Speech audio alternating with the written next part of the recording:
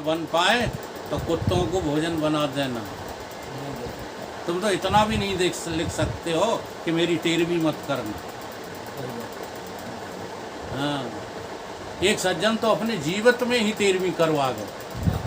उन्हें कही इस औलाद का क्या भरोसा, हम जो रकम दे जाएंगे उसका ये जाने क्या करेंगे, हमारे जीते जी 13 ही करो। तो उन्होंने अपनी 13वीं, इतना इससे लगाव मोह, जबकि है क्या चीज़, कुछ भी नहीं है। ठीक है। अब जो 5वें कोष का नंबर आता है, उस कोष को पार करना बड़े बड़े योगियों के भी बस की बात नहीं होती है। वहाँ पर ब्रह्म ज्ञान की परम आवश्यकता पड़ती है। बड़े बड़े योगी उस आनंदमय कोष में, हाँ, विषय आया एक रामचरितमानस में, सम्मत 16 और 87, कितनी लंबी समाधि लगाई, सम्मत 16 और 87, इतनी लंबी समाधि शंकर जी की। और जब, हाँ, और जब समाधि टूटी, जरा देखो तो सामने खड़े कौन मिल गए, कामदेव। हाँ? तुम कितनी भी समाधि लगा लेना, कितने भी संसार से आंखें बंद करना, ये काम, क्रोध, लोभ, मोह, मद, मत्सर, ये तुम्हारे सामने ही खड़े मिलेंगे। इसलिए ये कभी मत कहा करो कि ज्ञानी को क्रोध नहीं आता। ज्ञानी के अंदर, अच्छा बताओ, राम जी, कृष्ण जी आपकी नज़र में कौन है, ज्ञानी हैं क्या, ज्ञानी हैं? हाँ, इन सबको क्रोध नहीं आया, काम के शिकार नहीं हुए, तो लवकुश कहाँ से आ गए? अब इतना वेदांत तुम्हारी बुद्धि पर अटैक करता है तो तुम बिलबिला जाते हो, फिर बुद्धि का सदुपयोग नहीं करते हो, सामने वाले से लड़ने के लिए तैयार हो जाते। कहते वो तो पवित्र थे, उनके तो जो है सींक से पैदा हो गए। वाल्मीकि ने सींक में जादू किया, कुश हो गए, कुश, तो लव कहाँ से आए?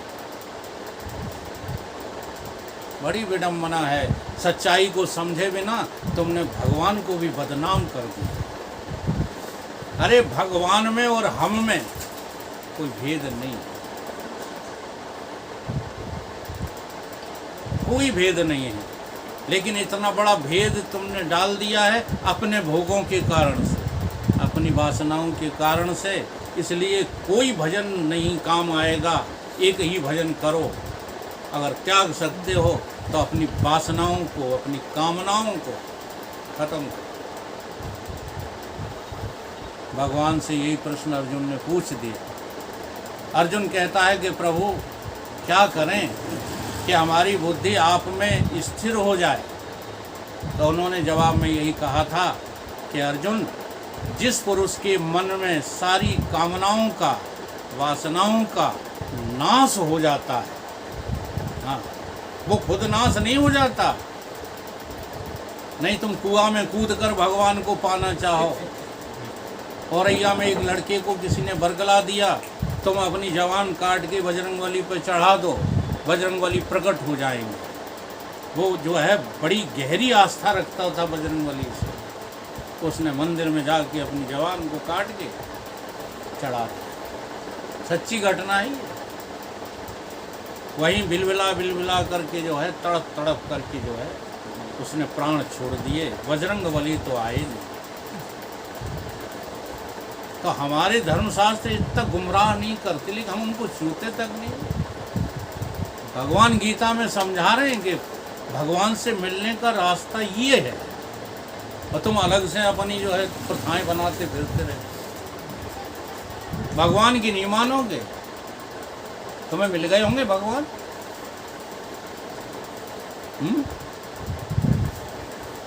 क्यों ही झूठ कहने लगता है आदमी, बनावटी चीजों की वृत्ति बना लेता है, जैसे भूत वृत्ति, प्रेत वृत्ति, ये सब वृत्तियां हैं। जब संसार ही वृत्ति है तुम्हारे पंचकोश भी वृत्ति हैं, समझ रहे? तो भगवान जो है वृत्ति में यदि आ भी जाते हैं तो किस काम के हैं बता दो। थोड़ी देर के लिए मिला हुआ भगवान भी बिल्कुल संसार जैसा ही होता है, और हमेशा के लिए मिला हुआ भगवान ही वास्तविक भगवान होता है। तो हमेशा जो चीज़ मिलेगी वो क्या है? वो कोई आनंद नहीं है जो बाहर से लिया जा सके। बाहर से आने वाले आनंद का नाम क्या है? आनंदमय कोश। तो आनंदमय कोश आप जब साधना करोगे तो उसी आनंद में उलझ के रह जाओगे। जैसे ईमानदारी से बताना, कोई आदमी कांवर भर के आया या बहुत परिश्रम करके आए और रात को सो गए। अब सोए हुए आदमी से कहो कि ये रबड़ी रखी है, बड़े बड़े भोगों को लाके उसके सामने रख दो, लेकिन कितना थका होना चाहिए।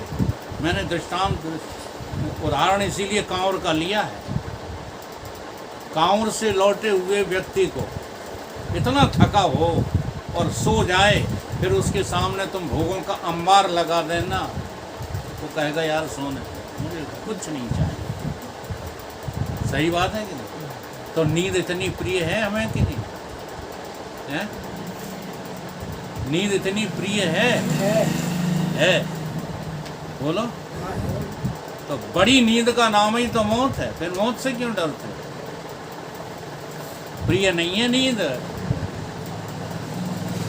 नींद की प्रियता का धोखा है, क्योंकि नींद में जो आनंद की अनुभूति हो रही है उसका नाम है आनंदमय कोश। ये ऐसे ही है जैसे आपको धन मिल जाए, गड़ा हुआ धन खोदा आपने, किसी ज्योतिषाचार्य के कहने से आपने अपना घर खोद डाला और उसमें जो है धन का अंबार मिल गया आपको, मिल गया, लेकिन उसके ऊपर सांप बैठा है। तो बताओ मिल गया? मिला मिलाया अभी मिला नहीं है। क्यों नहीं मिला है? क्योंकि सबसे बड़ा खतरा तो बैठा है ना। जब इस खतरे को हटाओ तब मिला हुआ। तो वास्तव में आनंद तो तुम्हारी आत्मा का है। कहाँ पर? आनंदमय कोश में, विज्ञानमय कोश में, मनोमय, प्राणमय और अन्नमय कोश में, सब जगह आनंद उसी आत्मा का है। लेकिन हम समझ किसका बैठते हैं?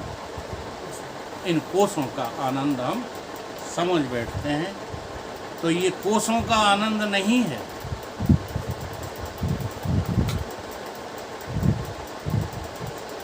हम भ्रांत हो गए। है तो मेरी आत्मा का, परमात्मा का आनंद, और समझ कहाँ बैठे हैं? देह में समझ बैठे हैं, मन में समझ बैठे हैं, बुद्धि में समझ बैठे हैं, नींद में समझ बैठे हैं। ये सारे आनंद मुझ चेतन आत्मा ब्रह्म के हैं और मैं वही हूँ। ऐसा जब बोध हो जाता है तब तुम्हें इस बात में स्पष्टीकरण हो जाता है कि संसार के आनंद सब झूठे हैं, कहीं भी कोई सच्चाई नहीं है। थोड़े दिन के हैं, थोड़ी देर के हैं, ये सब मिटने वाले, तो रहने वाले नहीं हैं। हाँ। मेरे महबूब की सूरत, मेरा महबूब कौन? अब यहाँ महबूब से तात्पर्य आप जो है हाँ देह से लगाओगे। क्यों? जहाँ जहाँ भी ऐसे गीत प्रस्तुत किए गए आदमी बिगड़ता चला गया। लेकिन जो महान पुरुष गीत लिखते हैं वो किसी लक्ष्य से लिखते हैं। महबूब किसको कहते हैं? जो सबसे ज़्यादा प्रिय होता है। और सबसे ज़्यादा प्रिय कौन है? सबसे ज़्यादा प्रिय, यह अनुभव कभी रोजाना तो बताते हैं, हैं? प्राणों से भी प्रिय कोई है महाराज? जब तुम्हारा शरीर गलने लगेगा, टपकने लगेगा, जी हाँ, इसमें कहीं कुछ रहेगा नहीं, कीड़े बिलबिलाएंगे, तब एक ही प्रार्थना करोगे कि हे प्रभु ये प्राण भी हमको छोड़ दें। प्राणों से भी प्रिय आपका अपना आत्मा है, आत्मा से प्रिय और कोई, इसलिए इसका नाम क्या है? अस्ति भांति प्रिय, सत चित आनंद। ये आपका आत्मा ही है, इसकी प्रियता आप चाहते हो और आप किसी को भी चाहते नहीं हो। तो आप और किसी को चाहने की बात करते हो, वो बहुत बड़ा धोखा है।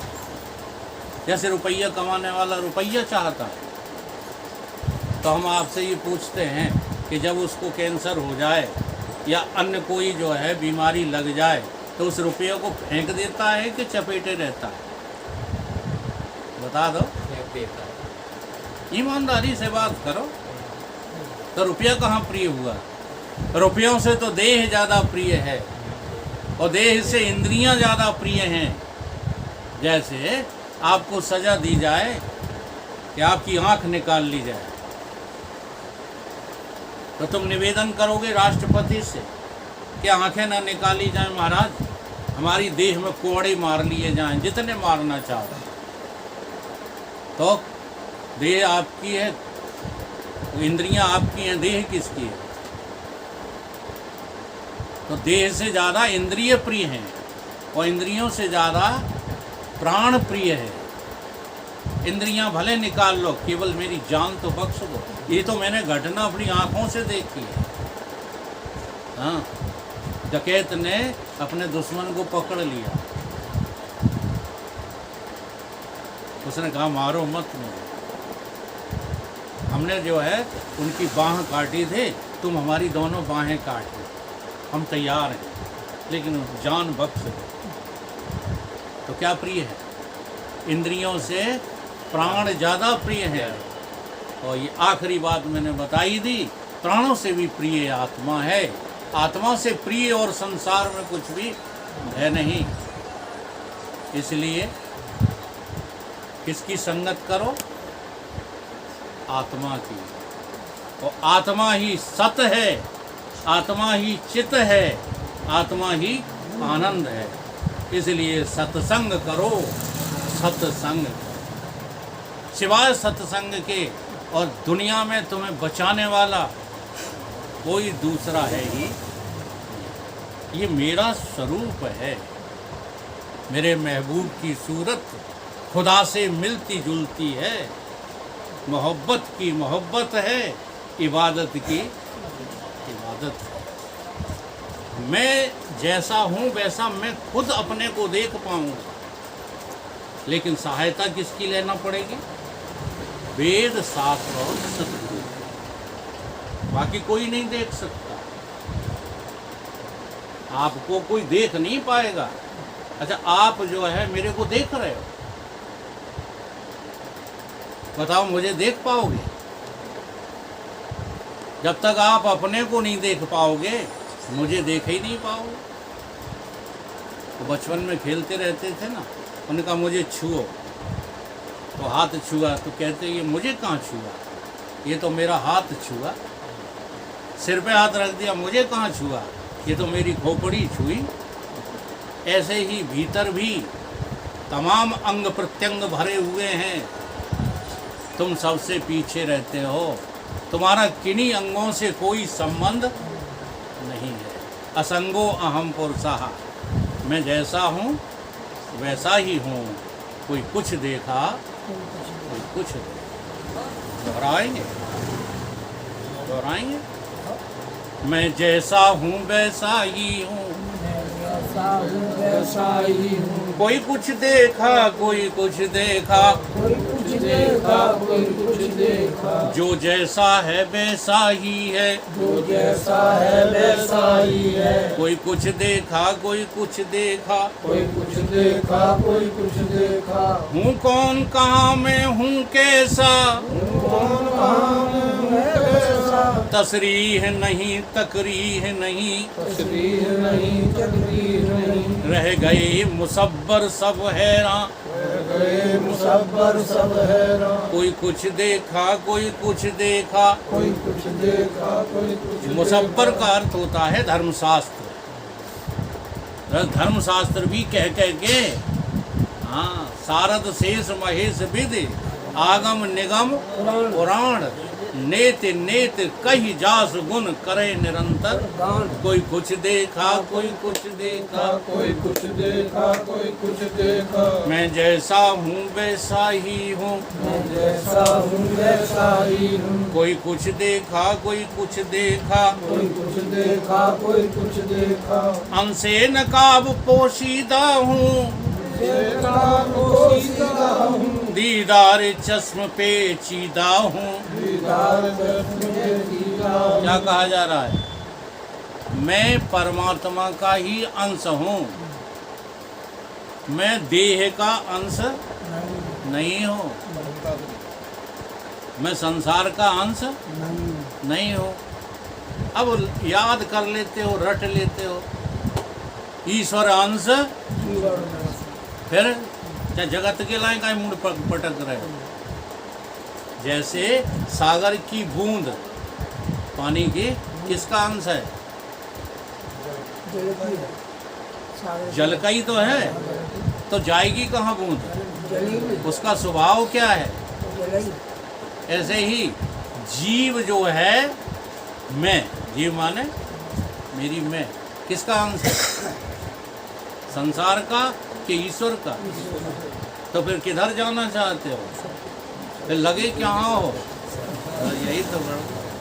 मैं जैसा हूँ वैसा ही हूँ। कोई कुछ देखा कोई कुछ देखा, मैं जैसा हूँ वैसा ही हूँ। कोई कुछ देखा कोई कुछ देखा, अंसे नकाब पोशीदा हूँ। हमसे नकाब को सीधा हूँ।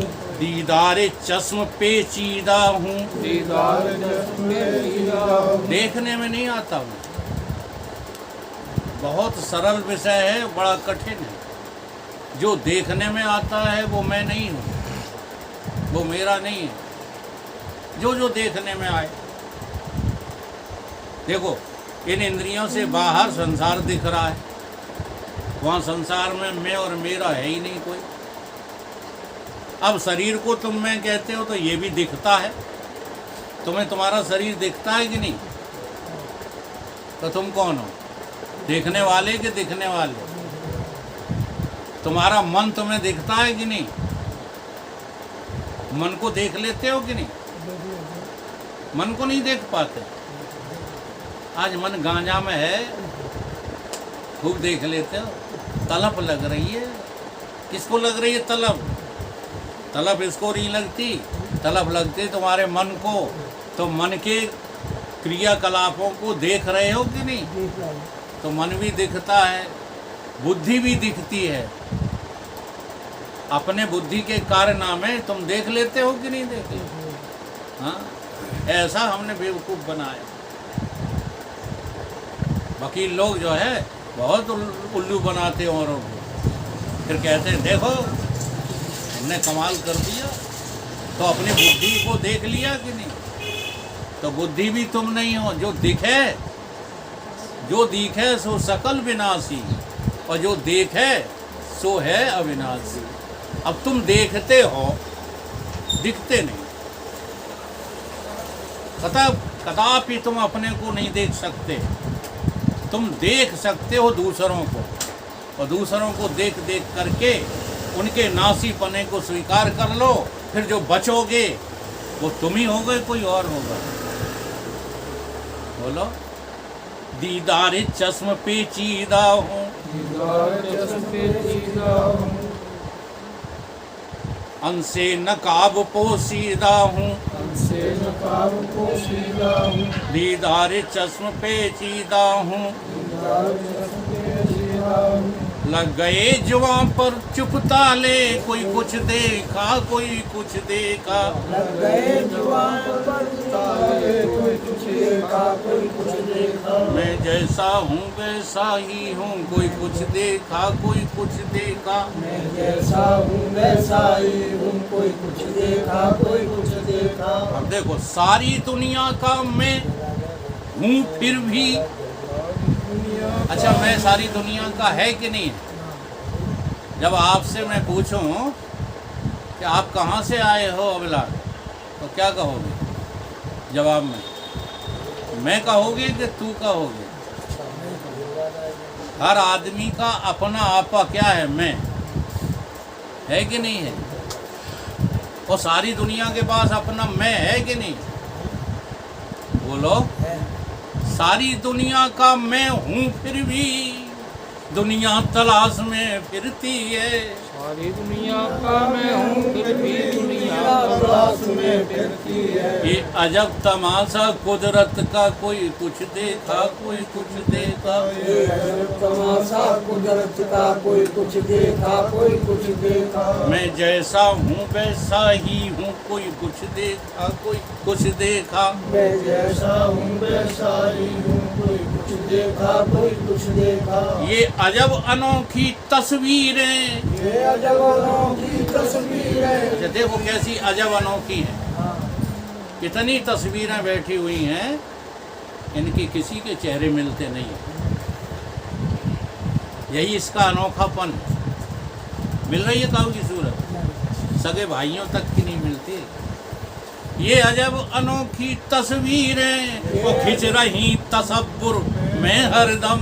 ये अजब अनोखी तस्वीरें खिंच रही तसव्वुर में हरदम। हाँ, जिस कैमरे में ये तस्वीरें खिंच रही हैं, उस कैमरे को देखा कभी? करते ही नहीं हो साधना। एक ही कैमरे में ये सारी तस्वीरें खिंच रही हैं। ये अजब अनोखी तस्वीरें खिंच रही तसव्वुर में हरदम।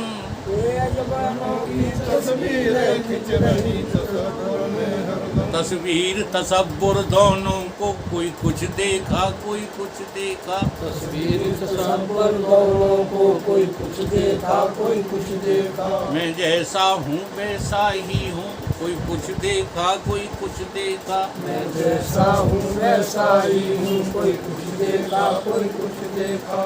बेदाग लाभ वाले में को, बेदाग लाभ वाले में अच्छा को। आपने जो भी अपनी मैं देखी, वो दाग से युक्त देखी या दाग से रहित देखी? हैं? दाग युक्त। हाँ, और दाग से रहित वाली मैं को कौन देखेगा? देखो, तमाम और भी भजन चले हैं। लागा चुनरी में दाग दाग छुड़ाऊं कैसे। कैसे? ये दाग क्या है? तुम्हारे भीतर दाग लगा है कि नहीं? अरे बाहरी कपड़े पर कोई दाग लग जाता है, हाँ तो साबुन से छुड़ा लोगे, लेकिन भीतर जो दाग लगा है उसके लिए साबुन है तुम्हारे पास? बोलो। अब उस साबुन को पाने के लिए तुमने कोई उपाय किए? और फिर भी भगत बने फिरते हो। भगत तो वही है जिसको वो साबुन मिल जाए, जिससे तुम्हारे अंतःकरण का दाग छूटे। तो दाग काहे के लगे हैं? गुणों के दाग लगे। तमोगुण का दाग लगा है, रजोगुण का दाग लगा है, सतोगुण का भी दाग लगा है। वैसे सतोगुण साफ होता है, लेकिन खतरा तो रहता है। जैसे दूसरे कलर के कपड़े तो दिखाई देते हैं दगीले, लेकिन सफ़ेद कपड़ा जो है बहुत जल्दी दगीला दिखाई देने लगता है। तो सतोगुण का लाभ बहुत है। सतोगुण का लाभ कितना है कि आपको दाग दिखने लगेंगे, और इन कपड़ों पर दाग दिखते नहीं, नीला हो, पीला हो, हरा हो, कैसा भी हो, दाग दिखते नहीं।